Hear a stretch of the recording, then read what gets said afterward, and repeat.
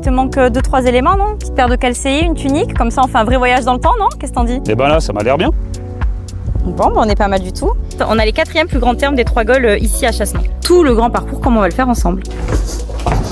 Ah, waouh! Qui a 2000 ans. Et comme ça, tu peux tester le massage au strigile. Plus on monte, plus les briques vont s'élargir, former un niveau de sol. On coule par-dessus donc une couche de mortier qui va former la suspensura et par-dessus on va mettre nos dalles de calcaire. On peut même voir les couches, les différentes strates qui se sont accumulées au fur et à mesure du temps. Hop là, tout ça c'est de la cendre qui s'accumule. Ah oui, c'est encore de la cendre d'époque. C'est ouvert au public là ou pas d'habitude? Ah!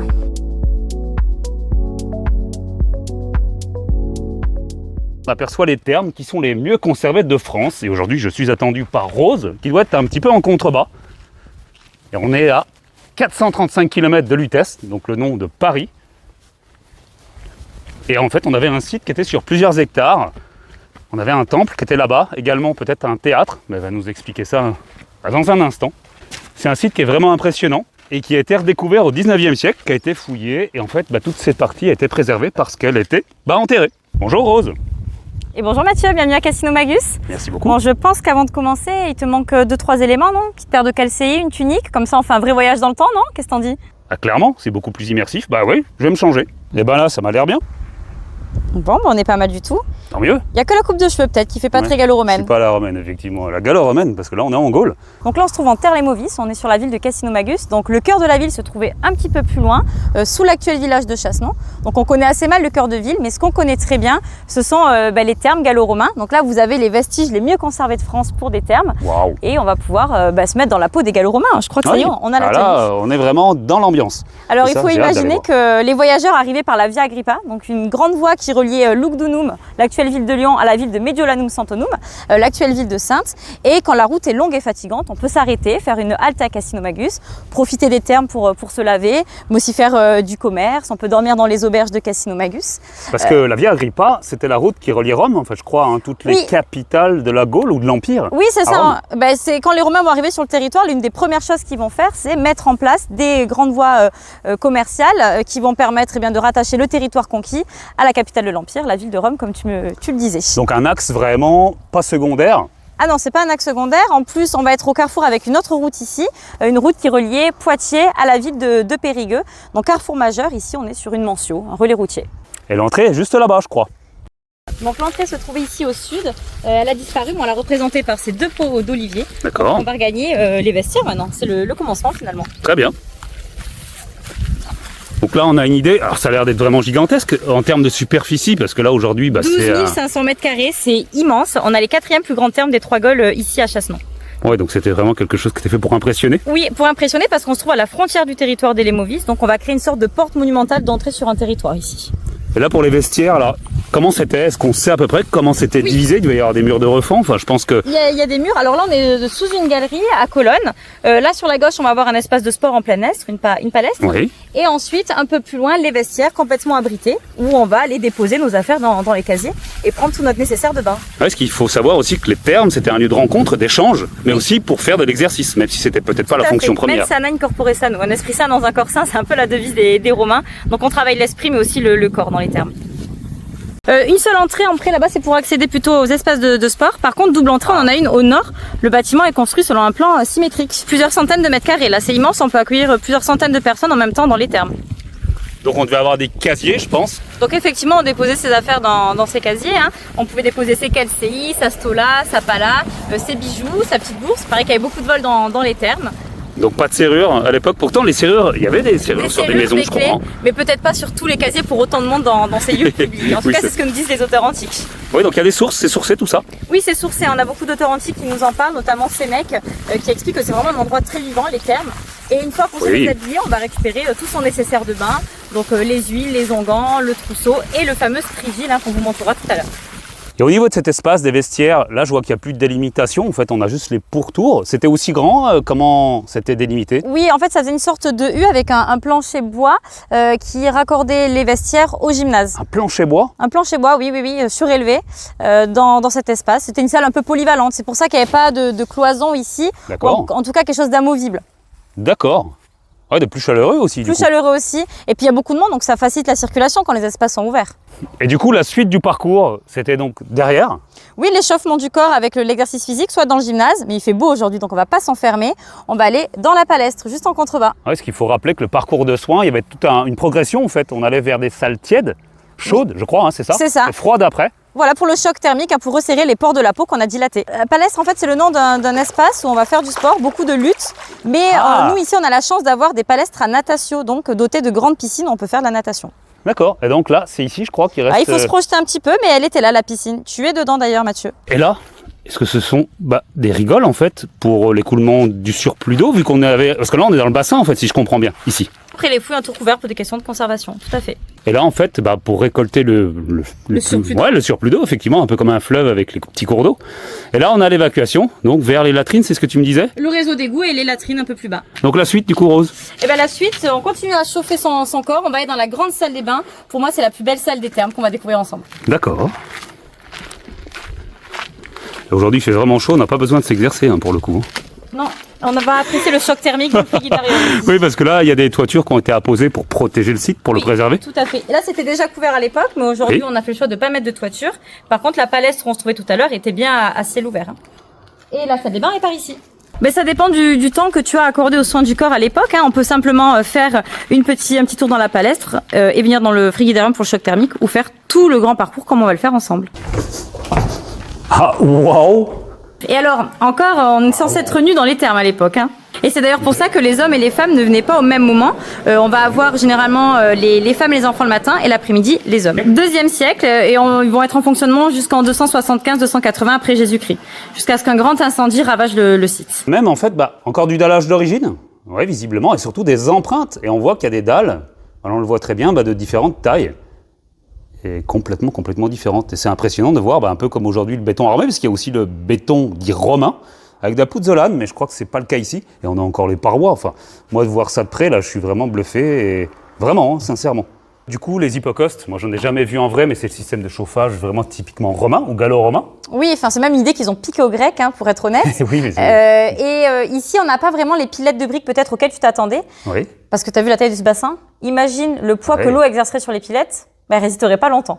Donc ici, il a fallu trouver une autre solution, celle d'ouvrir des canaux rayonnants qui forment une croix en fait sous la piscine. Oui, d'accord, c'est ce qu'on voit là. Oui, exactement.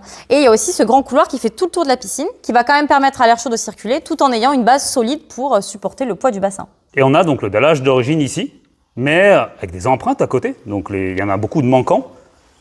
Mais là, on est vraiment sur des empreintes. Et là, on a même une grande dalle ici qui est vraiment... En fait, c'est disparate.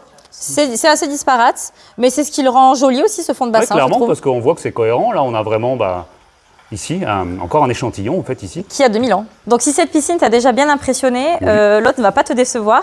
Elle est dans un meilleur état de conservation. D'accord. Et il faut imaginer que ces deux piscines se trouvaient dans une seule et même grande pièce. Donc, imagine le volume d'air à chauffer. Ah ouais, parce que c'est à peu près 40 degrés dans l'air. Hein. En termes d'élévation, c'est à peu près à quelle hauteur ça s'élève ? Regarde, tu vois, la porte, imagine qu'elle fait à peu près 1m80. Donc, oui, il y a quasiment 4 mètres. Donc, ma taille, hein, oui, je me baisse, 83. Non, c'est absolument immense comme volume. Et là, donc, vu qu'on est dans l'alignement, on a le canal. C'est le canal de chauffe, c'est ça ? Oui, exactement, c'est ça. Qu'on voyait tout à l'heure quand on était sur le côté. Et c'est là où, en fait, arrivait pour chauffer le bassin, en fait. L'air chaud arrivait par là. Et si on regarde même un peu plus loin derrière les marches, on voit encore les briques disposées là, verticalement. Parce qu'à l'origine, c'était recouvert. C'est là, en fait, ça a été fouillé ou parce que ça s'est dégradé avec le temps ? Ça s'est effondré. Ah ouais, du coup, ça s'est effondré parce que ça devait être voûté, j'imagine. Non, pas spécialement. En fait, c'est comme au fond. Là, on voit que c'était plat. Ici, là, hop. C'était d'accord. Oui, les dalles étaient posées dessus, en fait. Les dalles étaient posées dessus. C'est peut-être pour ça que ça s'est effondré. Et là, on aperçoit le four qu'on va aller voir dans quelques instants. Tout à fait. Ici. Donc là, on va aller voir la deuxième piscine, sa jumelle. Je dis jumelle parce qu'elles ont quasiment les mêmes dimensions, à 12 mètres par 7. Et la passerelle sur laquelle on se déplace est à peu près au même niveau que le sol de l'époque, pour donner une idée de la profondeur du bassin. Donc je vous laisse faire le calcul, 12 mètres par 7, vous faites la multiplication et vous aurez pour avoir le nombre de mètres surface. cubes et la surface. Et je vous laisse, et la hauteur du coup pour le mètre cube, on est à peu près 1m55-60. D'accord, donc du coup mettez dans le commentaire le volume de la piscine, des piscines. À vos calculs. Et maintenant, je t'invite à aller voir la finesse des parois sous nos pieds. Tu vas être assez impressionné, je pense. Ça m'interpelle depuis le début. D'ailleurs, on le voit là, de là où je suis. On le voit aussi. Et on a plusieurs couches, en fait, j'ai l'impression. Tu as la dalle de calcaire, ensuite ce fameux béton de tuyau, et ensuite, de l'autre côté, des briques pour maintenir bien la pression qui est exercée sur les parois avec l'eau. Est-ce qu'il y avait un système aussi de chauffage des murs?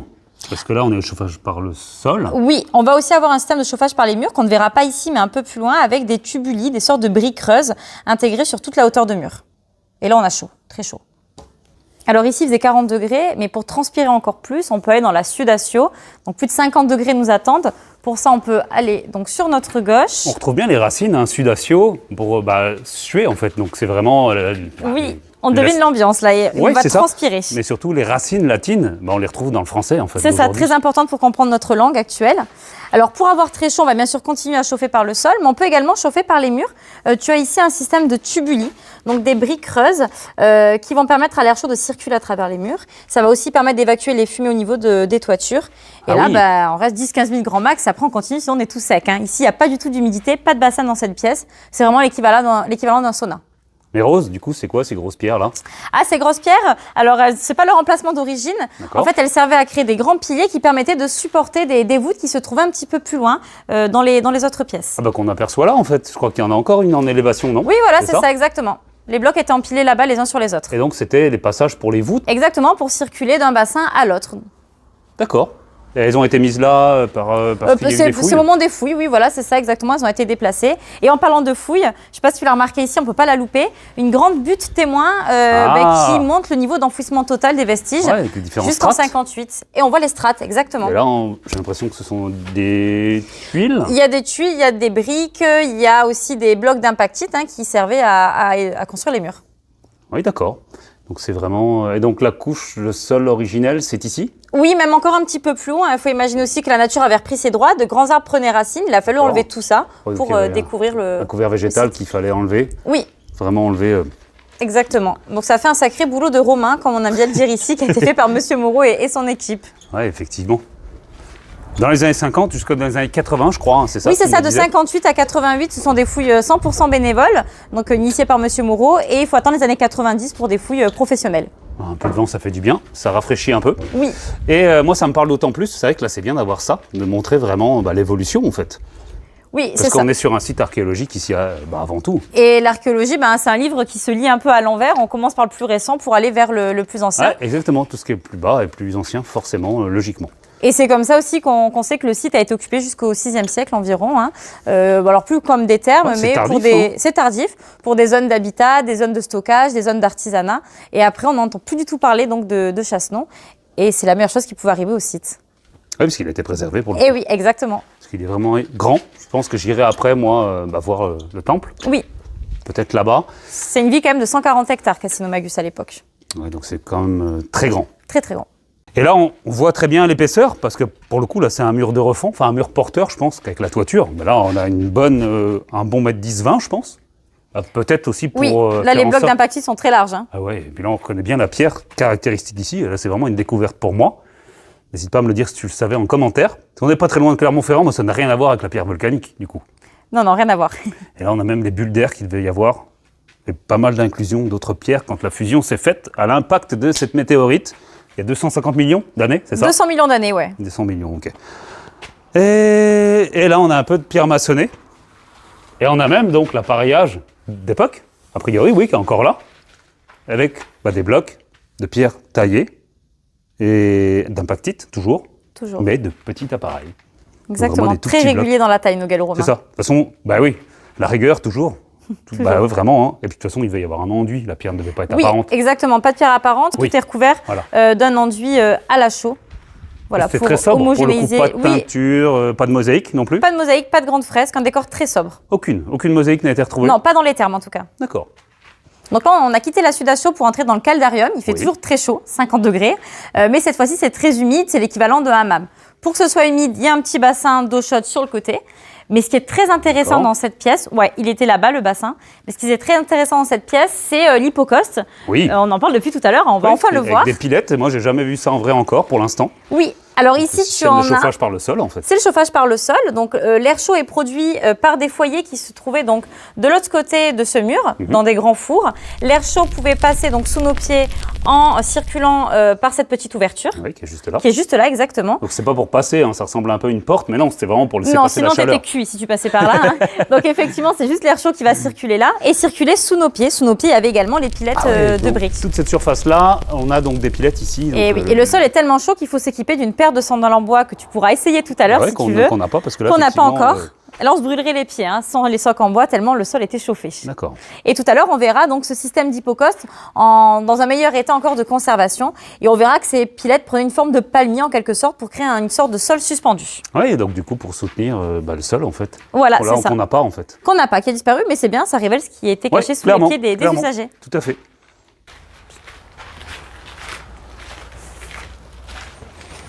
Donc nouvelle pièce.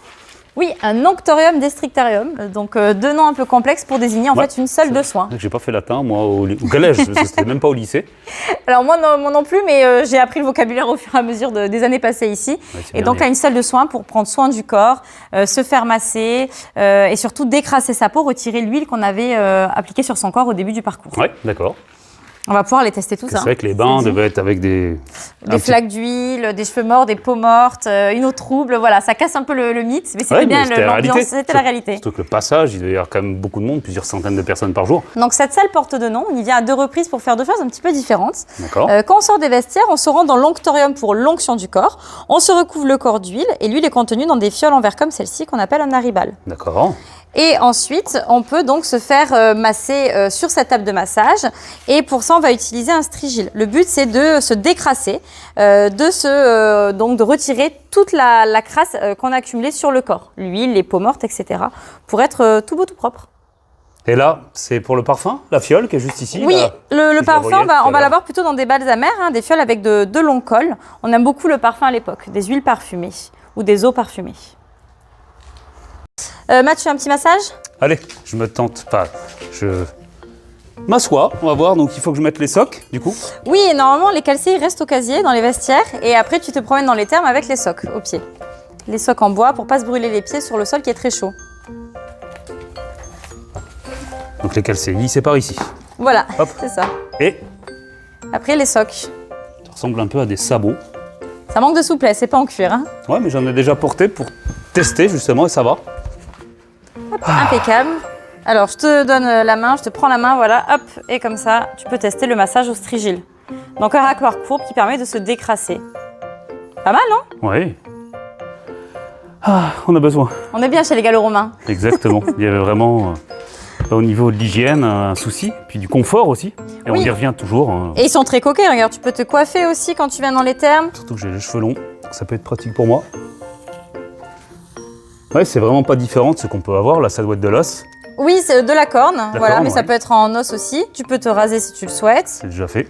Et avec ton miroir en bronze, comme Ah ça, oui. tu vois ce que tu fais. Ah Bon, oui, il faut le d'accord, donc, polir là, il manque un peu oui, de voilà. polissage. Mais c'est vrai que ça brille, donc on n'a pas besoin de verre en fait. Non, il n'y avait pas encore les miroirs de avec miroir, le verre. ouais. Oui, ça arrivera plus tard ça. Voilà pour la séance dans le destrictarium. Hop. Et là, ce qui est bien, c'est que c'est vraiment de l'archéologie expérimentale. On expérimente, même au niveau du son, eh bien, comment c'était à l'époque. Et moi, ça me plaît bien, ce genre de choses. Et donc, du coup, maintenant, on continue. On va aller vers les parties basses, je crois. Et oui, on quitte la peau des baigneurs pour se mettre dans la peau de ceux qui travaillaient ici. C'est un peu plus au frais. Au frais ? Dans les fours ? Alors avant de descendre dans les cours de chauffe, je te propose de voir ici un hypocauste qui est très bien conservé. On voit les pilettes très bien juste en face. On a une belle perspective, là, en plus. Très belle. Et, Effectivement, là, c'est... et on voit la suspensura, le sol suspendu en quelque sorte, qui se posait au-dessus de ces pilettes de briques qui permettaient d'avoir les pieds au chaud. Parce que c'est quand même pas courant, surtout au-dessus de la Loire. Ouais, là, on voit bien, effectivement. En fait, les briques qui sont au-dessus, ou le pavage, en fait, ils se touchent. Oui, en fait, les briques sont choisies d'abord de taille identique, et puis plus on monte, plus les briques vont s'élargir, former un niveau de sol. On coule par-dessus donc une couche de mortier qui va former la suspensura, et par-dessus, on va mettre nos dalles de calcaire. D'accord, donc là, on le voit vraiment bien. On mérite notre appellation de termes les mieux conservés de France, non ? Exactement. Ça y est, on est dans le niveau donc, de service, la porte de service pour aller vers les fours. Désolé, je t'interromps, mais là, est-ce que c'est un trou de boulin? Oui, c'est ça, mais il y en a ressemble. absolument partout. Hein. Les fameux trous pour les poutres des échafaudages, Oui, c'est les ça. boulins. Oui. Et tu vois, ça date pas de l'époque médiévale. Déjà, à l'époque antique, on en retrouve au moment de la construction. On insère les poutres dans les murs. Et qui n'ont pas été bouchés. Et ici, qu'est-ce que c'est ici là? Il y a une grille actuellement, Et certainement pour protéger. Oui, Mais c'est ça, mais à l'époque, c'était les caniveaux. de chaque côté, est-ce que ce sont des trottoirs? Et là, même, c'est couvert en fait. Donc c'était une allée ou couverte, enfin, ou un. Comme un caniveau couvert, ouais, Oui, clairement. c'est des caniveaux couverts. Et là, on pense qu'il y avait en fait un 12e four ici pour chauffer le caldarium qu'on a découvert tout à l'heure. D'accord. Mais il n'est pas testé par l'archéologie, ce n'est qu'une hypothèse. Ou un aqueduc en fait, parce que j'en ai vu un justement en fouille préventive du côté de Caen, et c'était un aqueduc qui était couvert. Ça ressemble beaucoup à ça, avec des dalles de couverture en fait tout le long. Oui, alors là, on n'est vraiment pas sur l'aqueduc. Hein. Nous, il se trouve plus au sud sur le site. Hein. D'accord, donc on est vraiment là sur les l'évacuation. caniveaux. Oui, l'évacuation des eaux. Donc, je t'invite à me suivre dans la première cour de chauffe, celle qui se trouve donc tout au nord du bâtiment. Elle est équipée de 6 grands fours. Ah oui, bah oui, pour chauffer de toute façon les piscines qu'on a pu voir tout à l'heure. C'est ça, exactement. Et le sol. Et là, je vois surtout un escalier monumental. Oui, tu as vu la taille de ces blocs d'impactite. Ouais, c'est donc là, ça impressionnant. permet d'accéder à 4 grands fours. Même la colonne là, enfin c'est. Oui, sur les piliers, il y a des arches qui prenaient appui pour supporter donc une toiture. On avait une partie couverte ici, D'accord. à l'ouest. Donc là, on voit l'arrière du four. On les verra mieux dans la seconde cour de chauffe, au sud, parce que les fours seront à notre niveau, à notre hauteur. Ce sera peut-être plus simple pour vous en parler. Ah oui, donc pas d'escalier pour les autres du coup. Et non, on remonte la pente, donc on sera quasiment à niveau. Donc c'est là-bas de l'autre côté, Oui, derrière. on va traverser pour ça les salles cendriers. D'accord. Bon, je pense qu'on devine rapidement ce qu'on va déposer dans les salles cendriers. Ouais, les cendres. Les cendres des fours qu'on nettoie, bien sûr. Un peu Donc comme là, les fours à chaud, moi j'en connais, les fours à chaud 19e. Alors là, c'est vraiment des petites salles cendriers, c'est la post-fraîcheur, profites-en. Ah oui, on est bien là. Donc voilà, il y a des pièces de part et d'autre de ce couloir. On dépose la cendre et on peut même voir les couches, hein, les différentes strates qui se sont accumulées au fur et à mesure du temps. Hop là, tout ça c'est de la cendre qui s'accumule. Ah oui, c'est encore de la cendre d'époque. Oui, voilà. Et on peut connaître comme ça aussi les essences de bois grâce à l'étude des charbons, Oui. les essences de bois qui ont été utilisées ici pour faire chauffer les fours. Ah, donc il y a eu des recherches à ce niveau-là, c'est Oui. bien, ça a été très poussé. Très poussé, oui, oui. Du coup, un peu comme à Herculanum ou à Pompéi aussi. Exactement, Où voilà. Ça a permis de dater, donc d'accord, donc on a pu dater précisément. Et là, on a même un pavage, enfin des grosses dalles. Encore de l'impactite, effectivement, Et qui pour le nous drainage, permettent. Oui, voilà, sur le c'est côté ça. là, parce qu'on a comme des caniveaux aussi. Oui, c'est ça, sur le côté. Et là, ça permet d'accéder à la seconde cour de chauffe, qui se trouve plus au sud. Moi, je suis impressionné là, par la présence de cendres. Voilà, peut-être un peu moins ici. Là-bas, on Mais- voit bien les strates, hein, on voit Ouais, les différentes ouais. couches qui se sont accumulées au fur et à Clairement, mesure du même temps. si c'est un peu sombre. Et là, donc, on arrive dans la deuxième cour de chauffe, au sud. Ah bah là, on sent bien la chaleur, oui, effectivement. Oui, ça met dans l'ambiance hein, de l'époque. Et donc là, voilà, là, on voit bien le four. Et on voit à l'arrière donc de ce four la petite ouverture qui permettait à l'air chaud de se faufiler sous les salles du premier étage. Ouais, juste là, au bout de mon doigt. Tout à fait. Voilà. Donc il y en a 3 là qui sont côte à côte, hein, de ce que j'ai cru comprendre. Ah, il y a quand même un escalier pour monter, Oui, ici aussi. oui, parce qu'il y avait certainement donc des chaudières au-dessus des fours pour chauffer l'eau des piscines. Oui, parce que là, on n'a pas le système d'hypocauste pour le coup, juste derrière. C'est ce De qu'on l'autre voyait côté, tout à on l'heure. voyait voilà, les canaux rayonnants. Donc un autre four. Et hop, je me permets de me déplacer pour que vous puissiez voir le troisième four qui était donc de ce côté-ci. Pour D'accord. chauffer une salle tiède, un tépidarium. Ouais, donc c'était vraiment complexe. Donc là, on est sur les parties techniques, et les parties qui n'étaient pas accessibles en fait au public, enfin, Tout à fait. aux personnes qui faisaient le parcours de cette Ah oui, eux, ils étaient juste à l'étage pour profiter. Donc ça fait penser un petit peu à Rome, au Colisée, où on sait qu'il y avait des cages ou qu'il y avait des systèmes de trappes pour faire venir. Alors ça n'a rien à voir, hein, mais c'est très complexe et c'est des choses qu'on connaît bien maintenant, je crois. Hein. Ce Très, genre très de bien. choses.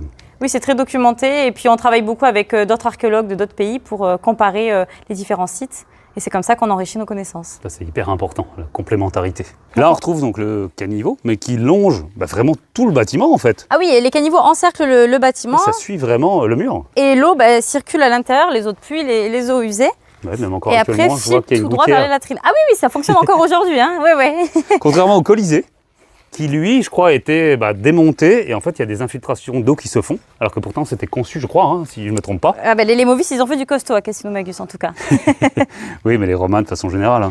Oui, oui, oui, ce sont de très bons Ouais, ça constructeurs. longe encore Très là, bons hein, architectes. vraiment, il est encore présent. Ah, en fait, ça il a été encercle préservé. entièrement le bâtiment, tout à fait. Et on va aller faire donc notre post-fraîcheur dans les salles souterraines. D'accord. Alors là, je vais te poser une colle peut-être. Oui. Ouverture gallo-romaine ou pas ouverture gallo-romaine? Bah, c'est cohérent avec le reste. Là, c'est un plein cintre. Et non. En briques? Et non, ouverture Monsieur Moreau. L'archéologue qui a fouillé le site a décidé d'ouvrir ces murs qui étaient aveugles pour aller explorer les niveaux de fondation qu'il y a sous le bâtiment.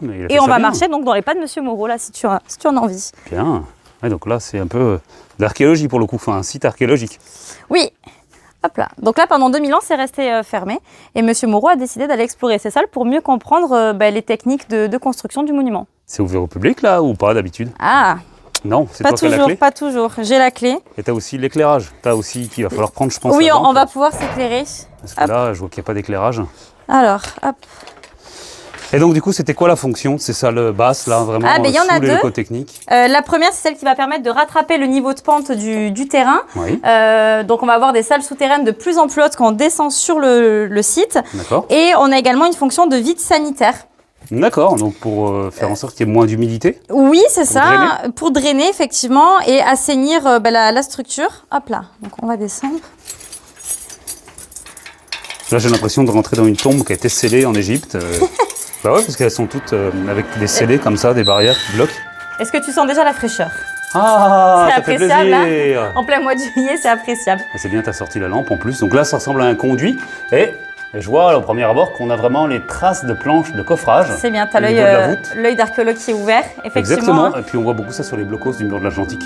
On a vraiment toutes les techniques de construction qui sont encore visibles et c'est ce qui est intéressant dans ces salles, c'est vraiment le terrain de jeu préféré de nos archéologues. Oui. Et même si tu ouvres l'œil, tu vas voir des petites traces. Alors peut-être que je mette en lumière rasante, je ne sais pas trop comment me mettre. Hop, là il y a une sorte de N à l'envers. Je ne sais pas si on arrive à le voir à la caméra. Ici. N à l'envers, mais moi je ne le vois pas en vrai. Tu le vois pas? Et si je mets encore plus en lumière rasante, je ne sais pas trop comment me mettre. Ici, ou une sorte de V et après tu as une barre. D'accord. Je ne sais pas si tu arrives à le voir. Ah ouais, d'accord. Ça y est? Oui. Alors, une fois qu'on a repéré des traces comme ça, tu vas en voir un petit peu partout. D'accord. Oui, il y en a un peu partout. Oui.